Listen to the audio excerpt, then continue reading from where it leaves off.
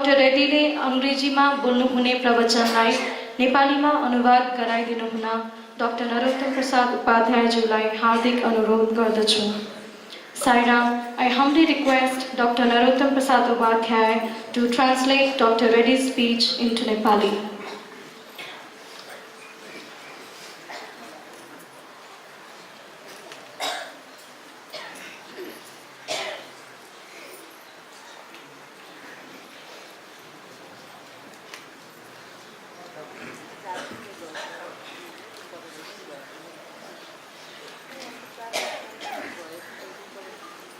नमामि साईश्वर पादपंकजं करोमि साईश्वर पूजनं सदा वदामि साईश्वर नाम निर्मलं स्मरामि साईश्वर तत्त्वम् अव्ययम्. With love, reverence and humility, I offer myself at the divine lotus feet of our loving, beautiful and omnipresent Lord Bhagavan Sri Satya Sai Baba. प्रेम र श्रद्धापूर्वक सर्वव्यापक सर्वशक्तिमान भगवान श्री सत्य साई बाबा का चरण कमलमा साष्टांग दण्डवत. Dear sisters and brothers, greetings of loving Sai Ram to all of you. दाजुभाइ दिदीबहिनीहरू सबैमा मेरो प्रेमपूर्ण Sai Ram.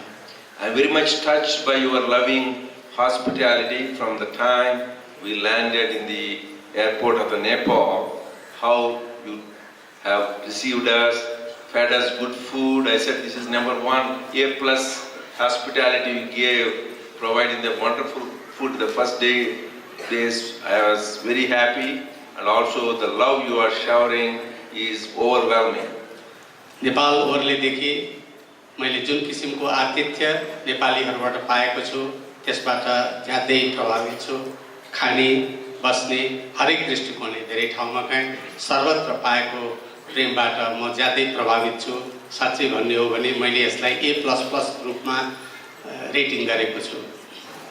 This is love in action. And Swami himself is an example, and you are following that example. Swami, being the Lord of the universe, I have been closely associated with him when he invites the guests. Being the Lord, he treats when he invites the guests as God themselves. यो प्रेमपूर्ण कर्मको दृष्टान्त हो. भगवान विश्वको सञ्चालक भए तापनि जब अतिथिलाई बोलाउनुहुन्थ्यो त्यो अतिथिको सम्पूर्ण कुरा आफैले हेर विचार गर्नुहुन्थ्यो. त्यस्तै किसिमको भावना यहाँ पनि देखियो. I clearly remember this was about 15 years ago in Swami's ashram in Vrindavan called Trayi Vrindavan. They have this yearly anniversary for the opening ceremony. So Swami invited few of us, about 25-30 devotees for special dinner. 15 वर्ष अघिको कुरा हो. White फिल्डमा स्वामीले 15-20 जना हामीहरूमध्येलाई डिनरको लागि आमन्त्रण गर्नुभएको थियो.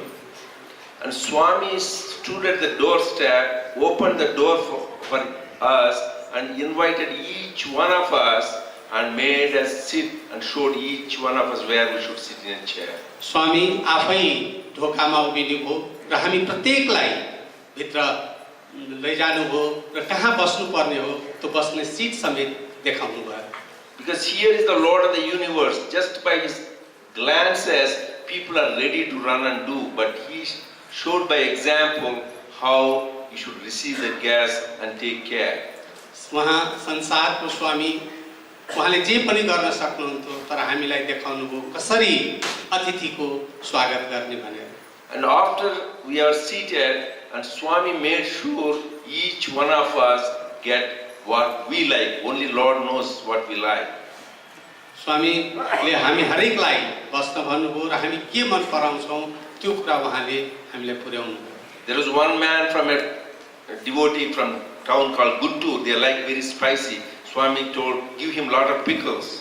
गुट्टुबाट आएको एकजना थिए जसलाई धेरै मसला भएको कुराहरू मन पर्दथ्यो अनि स्वामीले उसलाई अचार देऊ भनेर भन्नुभयो. And Swami looked at me and Narendra likes sweets, put more sweets for him.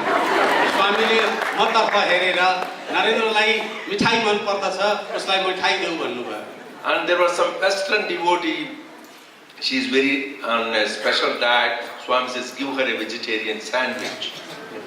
एकजना पश्चिमी महिला हुनुहुन्थ्यो जो स्पेशल डाइट मन पराउने उसलाई स्यान्डविच देऊ भनेर भन्नुभयो This shows how Swami, showing by example, we should be sensitive to the needs of the people when we serve.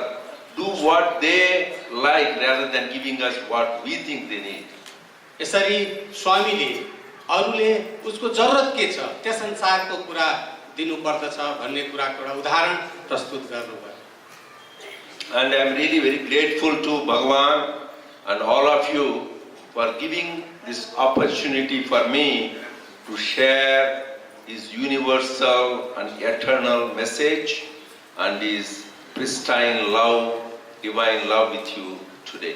म स्वामीप्रति र यहाँहरू सबैप्रति अनुग्रहित छु मलाई यसरी भगवानको जुन सन्देश हो त्यो सन्देश यति राम्रो ठाउँमा व्यक्त गर्ने मौका दिनुभएकोमा About 25 years ago, people were inviting me in United States of America and some European countries to give talks.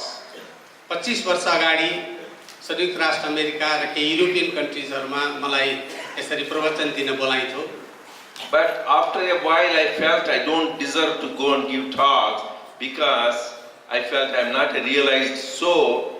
What can I tell? It is like blind leading the blind. त्यस बेलामा मलाई यस्तो अनुभव हुन्थ्यो कि म रियलाइज सोल होइन त्यस हुनाले सायद म प्रवचन दिने लायकको छैन कि जस्तो मलाई लाग्थ्यो किनभने त्यो बेलाको प्रवचन एउटा अन्धोलाई अन्धोले दिया जस्तो हुने थियो So when I was with Swami in the interview room, I told him, Swami, people are asking me to come and share. I don't feel that I am deserving to do that. एकचोटि स्वामीलाई इन्टरभ्यूमा मैले अनुरोध गरेँ स्वामी मानिस मलाई बोल्नलाई भनेर बोलाउँछन् तर मलाई लाग्छ म त बोल्ने लायकै भएको छैन Swami scolded me and said, there is a bad attitude, selfish attitude. स्वामीले मलाई रिसाउनु भयो र भन्नुभयो त्यो खराब आदत प्रवृत्ति हो यो चाहिँ स्वार्थी प्रवृत्ति भयो Swami said, you experienced my love and it is your duty and obligation to share my love with others. तिमीले मेरो प्रेमको अनुभव गरेका छौ त्यो प्रेमको जुन अनुभव छ त्यो अनुभव अरूसँग साथ त्यो तिम्रो कर्तव्य हो Swami said in beautiful Telugu, Premanu Panchuko Penchuko. He says, share my love with others and that is how your love expands and embraces everything in the universe. So as devotees, when we have experienced Swami's love, it is our duty to share that love with everybody in kind words or kind deeds and by good example. स्वामीले तेलुगुमा भन्नुभयो जसको अर्थ थियो कि जुन प्रेम तिमीले अनुभव गरेका छौ त्यो प्रेम अरूलाई बाँडेर त्यसलाई चाहिँ वृद्धि गरेर लैजाऊ त्यो हाम्रो ड्युटी हो जुन काइन्डनेस हामीले महसुस गरेका छौं त्यो अरूलाई पनि थाहा गराइदिनु पर्यो We are all very blessed and fortunate to have been the contemporaries of this wonderful avatar. हामी ज्यादै भाग्यमानी छौं र भगवानको आशीर्वाद पाएका छौं कि हामी भगवानको समकालीन हुन पायौं This nabhuto na bhavishyati. This never happened before, will never happen again. We need to make the best use of these times now. न यो कहिले पहिले भएको थियो न भविष्यमा हुनेछ जुन वर्तमान समय छ त्यसमा भएको हुनाले यसलाई हामीले सकभर उपयोग गर्नुपर्दछ So this happened in 1994. Swami, I was very fortunate. Swami invited me and my wife and few other couples to be his guests in his Kodaikanal house in 1994. 1994 मा म र मेरी श्रीमती अर्को एकजना कपललाई पनि कोडाइकनाल आश्रममा बाबाले गेस्टको रूपमा हामीलाई बोलाउनु भयो This is living with God. You have breakfast with Him, you have lunch with Him, you have dinner with Him, and you go on picnic and have fun and play games with Him. यो भगवानसँग यो दैवसँग भएको बसाइ थियो खाने सँगै खेल्ने सँगै बस्ने सँगै So one time it happened, me and one late Professor Sampath, he was then the Vice Chancellor of the Sri Sathya Sai University. We were sitting alone, me and him, at the divine lotus feet of our Lord's side. एकपटकको कुरा हो, पहिलेको vice chancellor स्वर्गवासी सम्पत र म सँगै भगवानको चरणमा बसेका थियौँ। And he expressed, he's a very wonderful exemplary devotee. He said, Swami, it must be a good fortune. I don't know what good I did, but to be able to sit at your feet, what good luck or good merit I did not know. सम्पतले भन्नुभयो, स्वामी यो हाम्रो ठुलो सौभाग्य हो कि हामी यसरी भगवानको चरणमा बस्न पाएका छौँ।